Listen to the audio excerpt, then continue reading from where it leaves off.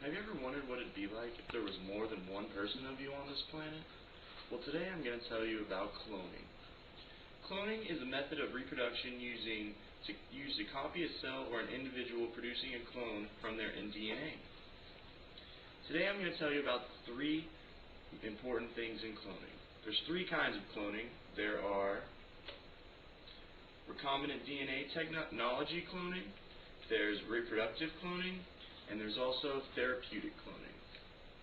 Today I'm going to tell you about the benefits of cloning, some of the ethical and religious problems with cloning, and also how cloning is better than the bad parts of cloning. The good parts take over better. The benefits of DNA cloning are, most importantly, that you can reproduce like body parts, organs, molecules, and things of that sort. And this will help us out in the long run by whenever someone's heart is failing or whenever someone else's liver shuts down, you can always just have a transplant. The reason this transplant is so great is because there's no chance of failure in the matching on the transplant. Usually when you do a transplant, you have another person and then you transport it from them to you, and usually you have to use a brother or sister, but in this case you can actually use yourself, so there will be no chance of problems in the transplant. You can also use DNA cloning in order to make plants stronger. For example, some plants bear more fruits and grow taller and stronger than others. If you take the genes from that plant and put them inside another plant, which is called gene splicing, you can make this plant a lot stronger and bear more fruit as well. The other type of cloning is reproductive cloning. Humans can use reproductive cloning for many things, but one of the main uses of it would be if you have two people, they want to have a child together, but either the male or the female is infertile, then they can take the genes out of the male or the female and make a replica, or put the two genes together so you could have an actual, what would be the closest to a child that they would have. You could use DNA samples from extinct animals to possibly bring them back to life. If this happens, we could possibly have woolly mammoths walking around our zoos. The other and most controversial part of cloning is therapeutic cloning. In this case, an entire human being is being cloned. Not at the full body state or the fully grown state of the human, but as a small embryo. They usually would freeze the human being after the clone human being after it's been frozen or been made. They actually made a movie about this called The Island, which was made in 2004.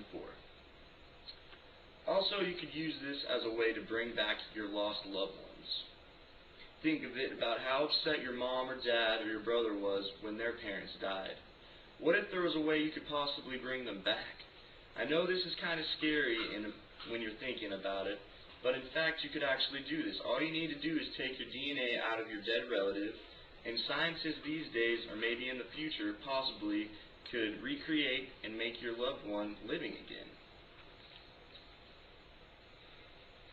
But also, this is where many complications come into play.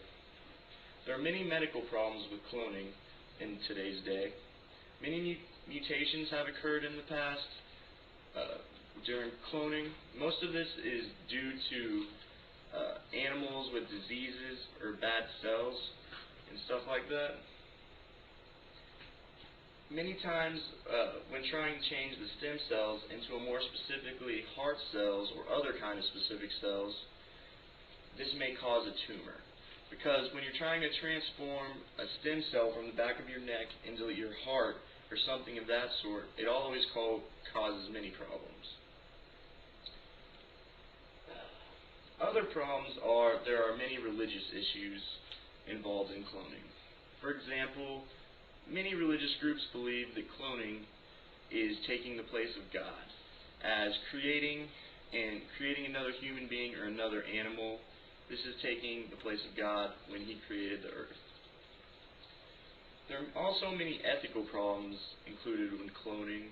Many people believe that cloning is wrong because when you take transplants or take parts of the clone itself will actually die in most cases. Now I'm going to tell you about why cloning has more goods than it does bads.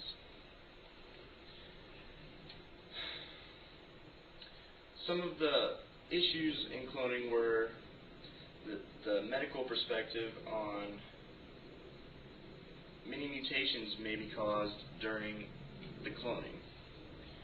But the problem is, when many people have to go through these operations where they would actually have to use their clone in order to make themselves better, they most likely would die anyways, or else they would not be using these cloning methods. So if the normal medicine cannot take care of this, then why not try something new? I mean, maybe you might die, but it's better in the long run. As science advances, many of these cloning problems will actually go away by themselves. There are always advances in science, and it goes farther and farther and gets better and better every year. The diseases we couldn't cure 50 years ago, we can cure now, and things of that sort. This will also happen in cloning. The evolution of medicine and of scientific research will encourage all these problems to go away by themselves through tons of research and training in trial and error. Religiously, the people that believe that when you clone something you're playing the role of God is kind of irrational. Like this. When God created man, He created him in His image. But when you're cloning someone, you simply take that image and make a duplicate of it. You're not changing the image in any way or in any fashion. You're just making another one in order to benefit humankind. So in this fact, this really takes that whole thing out of it. And also, when the truth is, many people die in the process of science when they're trying to clone. The clone usually will die when doing a transplant. But is this clone really a human person? In fact, it's only an embryo. And embryos only have a 1 in 4 chance of actually becoming and living and becoming a human person.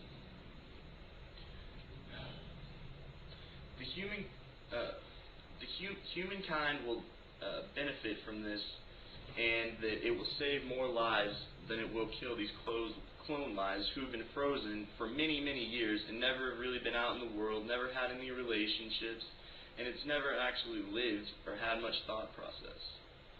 In conclusion, cloning has many benefits and should help humankind in these 3 areas. The 3 basic kinds of cloning are DNA cloning, reproductive cloning, and therapeutic cloning. Many problems have evolved from killing the clone and the people that have been worked on actually getting tumors and dying from mutations. But as I said before, science will advance and these problems will eventually go away. And cloning has so many benefits that will help the world in saving many people's lives, helping us get more food and make stronger crops, and just evolving in general, using these cloning personalities and different genes and DNA splicing and different things like that. And finally, cloning will just make humanity a better place.